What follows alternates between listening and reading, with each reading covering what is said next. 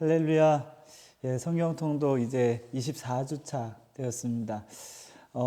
지난주까지 이제 사무엘상을 다 읽으셨을 텐데요. 이제 다윗이 등장하는 내용까지 이제 보셨습니다.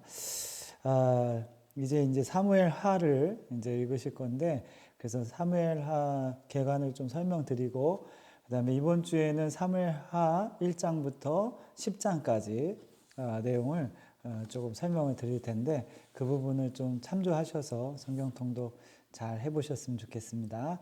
설명드릴게요.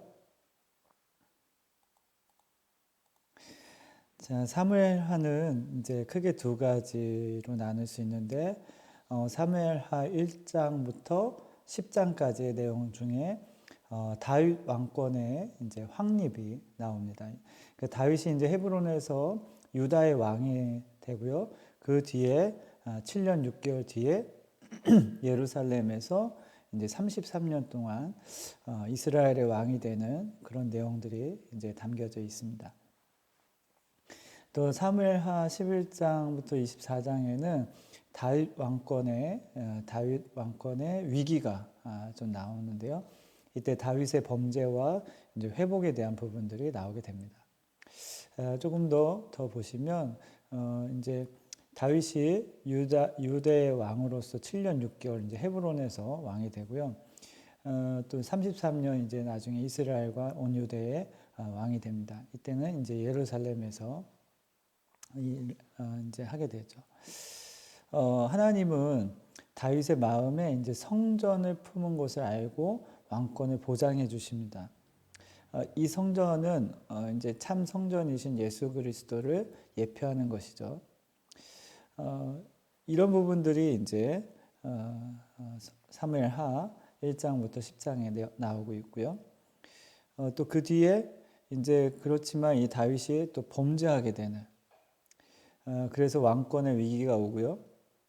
그러나 하나님께서 또 이제 징계는 하시지만 아들로서 대우해 주셔서 그 번제를 통해서 이제 회복을 하게 되는 그런 과정들을 사무엘하에 기록이 되어 있습니다.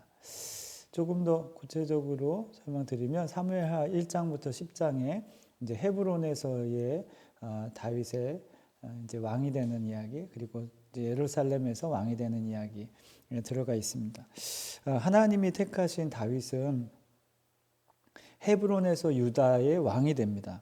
그러니까 헤브론이라는 곳은 이제 아브라함이 땅을 주겠다는 하나님의 언약을 믿고 거주한 곳이고요. 또 아브라함의 가족들이 장사된 곳입니다. 또한 하나님이 유다 지파의 갈렙에게 그의 자손이 그 땅을 차지하리라고 약속하신 땅입니다. 그러므로 하나님이 유다 지파의 다윗을 헤브론에서 왕이 되게 하신 것은 이 아브라함의 언약을 연결짓는 아주 중요한 증표가 됩니다. 그래서 헤브론에서 왕이 됐다는 건 이거 이제 다윗을 통해서 이 아브라함의 언약을 연결시키겠다는 하나님의 뜻이 담겨 있는 것이죠.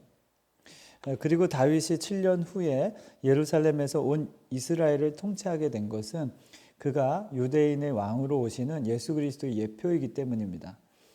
그곳은 아브라함이 이삭을 번제로 드린 곳이고 다윗이 품은 성전이 이 솔로몬에 의해서 세워질 곳입니다.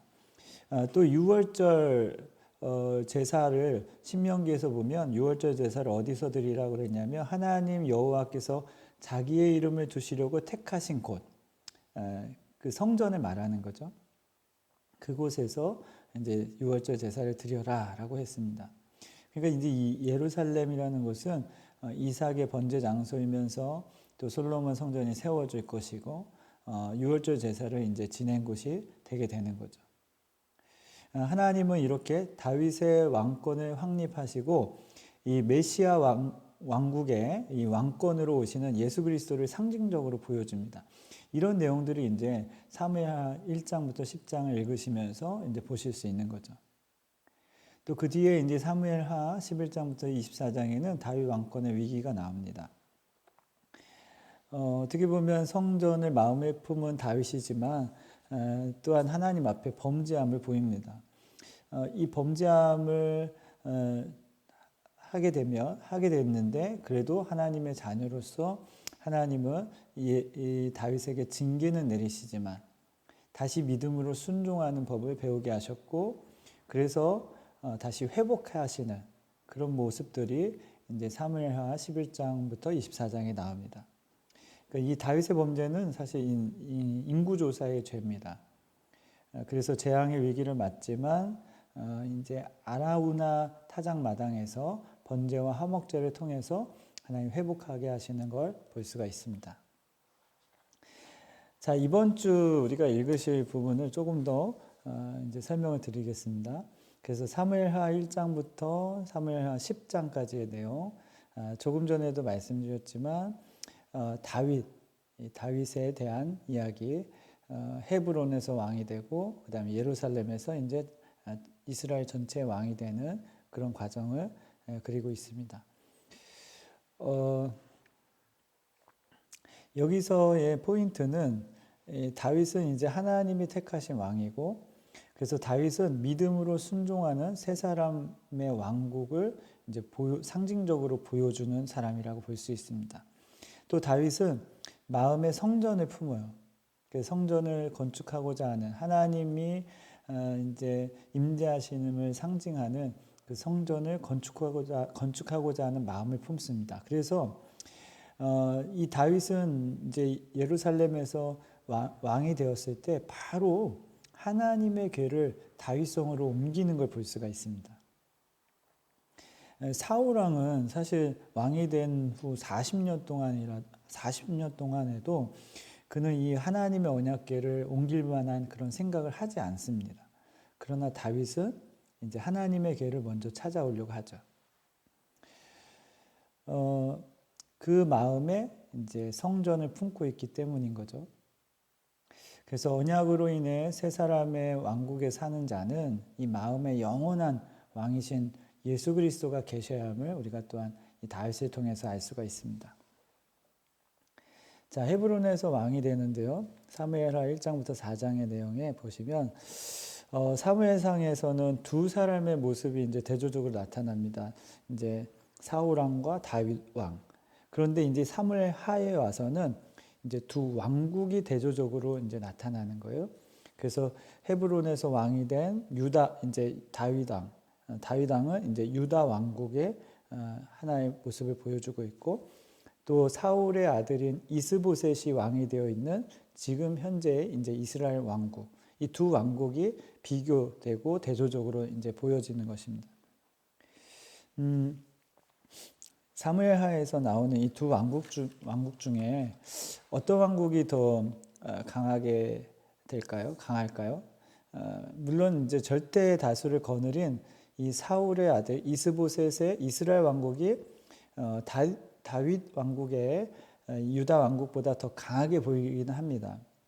왜냐하면 이 사울이 왕이었을 당시에 이스라엘 군인이 30만 명이었어요. 그런데 유다 왕국은 유다의 군인들은 3만 명입니다. 차이가 많이 나죠. 그러나 중요한 건 이 두 왕국의 군사력과 상관없이 하나님이 어느 왕국을 메시아 왕국을 인정하는가 이게 더 중요한 거죠. 결국 하나님은 유다 왕국을 메시아 왕국으로 인정하신 거죠. 그래서 다윗이 유다의 왕이 될 때 하나님이 그를 헤브론으로 보내신 것은 이제 그것이 이 언약의 상징이기 때문입니다. 아브라함은 하나님의 약속, 언약을 받고 그 증표로 헤브론에 단을 쌓았죠. 그 헤브론 땅을 소유하게 됩니다. 그로부터 500년 지난 후에 유다 지파 갈렙의 소유가 되고요. 그로부터 500년 지난 후에 이제 다윗이 왕으로 등극을 한 곳이 바로 헤브론입니다. 이걸 보면 이제 천년 언약이 이루어지게 되는 것이고 이걸 통해서 예수 그리스도를 통해서 이제 성취가 되는 것을 볼 수가 있죠. 그래서 이런 부분들 이제 중요한 헤브론 땅 중요한 내용들이 들어가 있습니다. 또 이제 5장부터 10장에는 이제 예루살렘에서 왕이 되는 이 다윗의 모습을 볼 수가 있습니다. 아브라함이 받은 약속의 증표가 되는 헤브론에서 시작한 이 다윗의 왕권은 예루살렘에서 이제 확립이 됩니다. 헤브론에서 시작해서 이제 예루살렘에서 확립이 됩니다.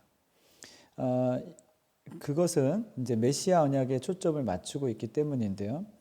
하나님이 아담과 세우신 여인의 후손으로 오시는 예수 그리스도에 대한 언약이 아브라함에게는 후손의 씨로 연결되고 야곱에게는 이제 유다 지파에서 오실 것으로 좀 더 구체화됩니다.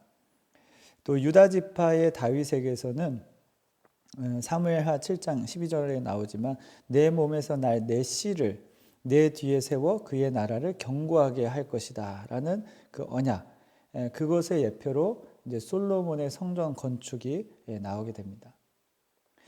그러나 그 언약은 이제 다윗의 자손으로 오시는 예수 그리스도가 영원한 왕권을 가지고 하나님이 거하실 참 성전을 건축하실 때 성취가 되고 또 새하늘과 새 땅에서 이제 완성이 되는 것입니다. 그러기에 다윗은 성전의 핵심이 되는 하나님의 궤를 이제 다윗성으로 자신의 성으로 이제 모셔오게 되죠. 이로써 다윗 자신은 이제 왕국 시대의 대리 통치자일 뿐 진정한 통치자는 예수 그리스도이심을 고백하는 이 믿음의 모습을 또한 보여주고 있습니다. 이 증거로 성전을 마음에 품은 이 다윗의 모습, 이걸 우리가 이제 보실 수가 있는 거죠. 이것은 이제 약속된 그리스도를 통해서 천하 만민이 복을 받는다는 구원의 복음을 좀 더 구체적으로 설명하고 있는 것입니다. 그러므로 성전이신 예수님이 마음에 계시는 자는 하나님의 자녀가 된 것이고 그 하나님의 자녀는 지은 죄를 용서함 받게 되는 것입니다. 이게 이제 복음인 것이죠. 그래서 이런 내용들을 이제 보실 수가 있는데, 여러분 이런 내용들을 통해서 이제 예수 그리스도를 예표하고 있는 모습들 확인하실 수가 있습니다. 예, 사무엘하 1장부터 또 10장까지 내용 잘 읽으셔서 여러분 이제 다윗이 헤브론에서 유다 왕, 그다음에 예루살렘에서의 왕이 되면서 이제 이스라엘 전체의 왕이 되면서 그 마음에 하나님의 임재하심을 상징하는 성전을 품은 것처럼 여러분 우리도 온전히 그 하나님의 임재하심을 늘 품고 살아갈 수 있는 저와 여러분이 되길 바랍니다. 지금 이 코로나 시대에 점점 확진자들이 많아지고 있는 이 시대에 여러분 우리가 믿고 의지할 분은 오직 하나님밖에 없습니다. 하나님께만 소망을 두고 사셔야 여러분 마음이 불안하지 않습니다. 염려가 되지 않는 거죠. 우리를 통치하시는 분은 역시 예수 그리스도밖에 없습니다. 하나님밖에 없습니다. 그걸 믿고 끝까지 우리 승리하며 나아갈 수 있는 저와 여러분이 되길 바랍니다. 여러분 이번 주에도 사무엘하 1장부터 10장 잘 읽으시기 바랍니다. 여러분 사랑을 축복합니다. 할렐루야.